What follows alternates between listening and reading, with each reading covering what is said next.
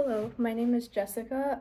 In this skill check, I will be the occupational therapist, and then I have my patient Carter. He has a traumatic brain injury or a TBI. His main impairment that I see is a very rigid left arm, and then his main occupational priorities right now are cooking and driving. So for our session, the neuromotor screening that I will be doing with Carter is going to be based on checking his tone in his left arm. I will be using the modified Ashworth scale.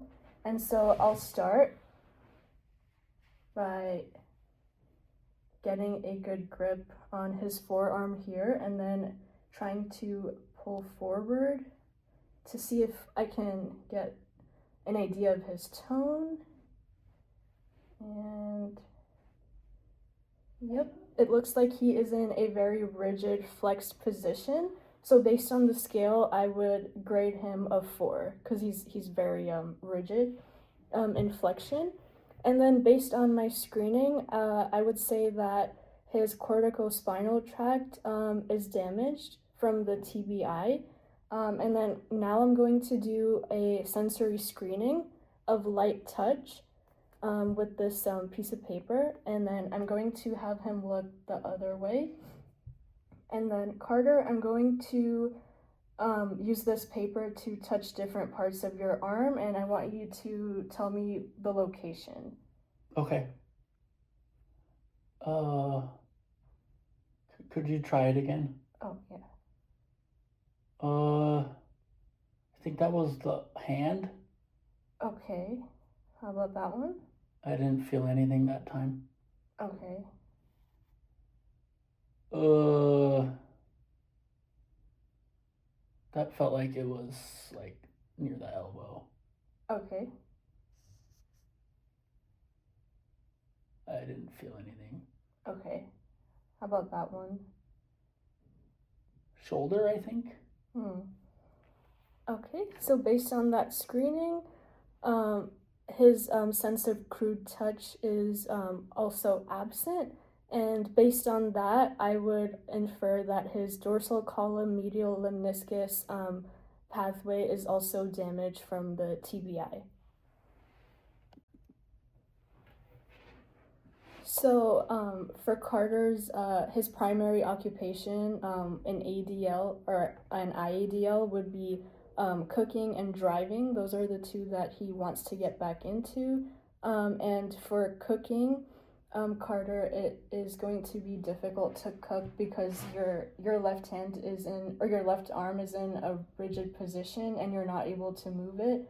And then so you're having to use your non-dominant hand a lot since I know you're left hand dominant. Mm-hmm. And that's hard in cooking because you need both hands. Like when you're cutting, for example, like you need one hand to stabilize like the cutting board and then the other hand for the knife.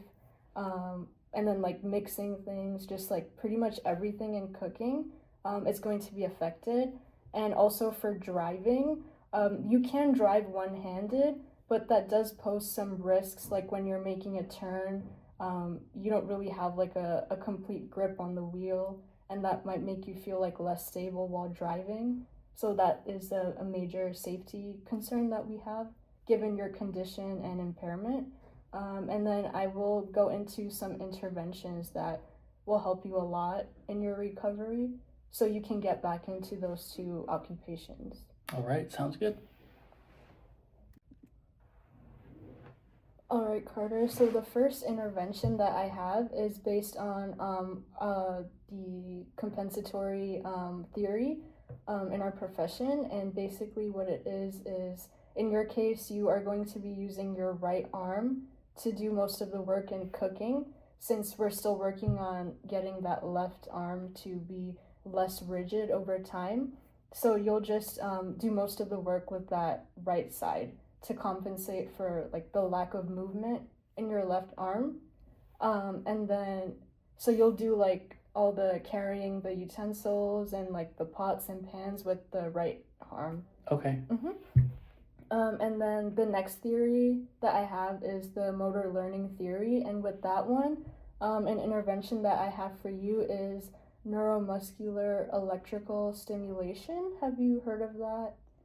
It sounds kind of familiar, but I'm not really sure if you could refresh me on that. Okay, yes. So it's just electrical stimulation. I'm gonna put like electrodes on different parts of your like left arm, and then it's going to elicit a contraction. So we're going to try to get that left arm into the extension position. Oh, And okay. it'll happen really slow with that stimulation. Okay. And then once we get that arm to like an extended position, we are going to work on reteaching that arm how to do like small tasks. So like instead of carrying like the pot, you would just slide it across the counter. And then Oh, we'll work our way up. okay. So we're just re-educating the muscle Okay. on those movements. So you're gonna put like pads on there to Yes. help, and then it'll like shock it. I wouldn't say like a shock, just Okay. like a little like vibration Oh, that you'll okay. feel. Okay. Cool. Yeah. Do you have any questions? No, I think that explains it very well. All right. Yeah. Sounds good. All right, Carter. So that does include our session for today. And then, do you have any questions? No, nothing comes to mind. Okay, so just to just reiterate, my background as an OT, I'm here to help you get back into the occupations that you enjoy doing and the ones that you need to do. And then we will work on that in a safe manner where we're not rushing you or anything, but we're allowing your body to relearn what it's lost. And in this case, it would be like your left side, just slowly re-educating it to those movements so that you can reuse it in your occupations instead of like losing the function completely. Okay. Yeah. And then we also are promoting safety as we are encouraging you in the time being to use your right side to compensate. So that helps promote safety as we are working on re-educating your left arm. All right. And then we also are working on your independence because once we start the electrical stimulation, that's going to really help with the muscles in your left arm, and then you'll be more independent once you're able to use it for like smaller tasks, and then eventually in your main occupations of driving and cooking. Okay.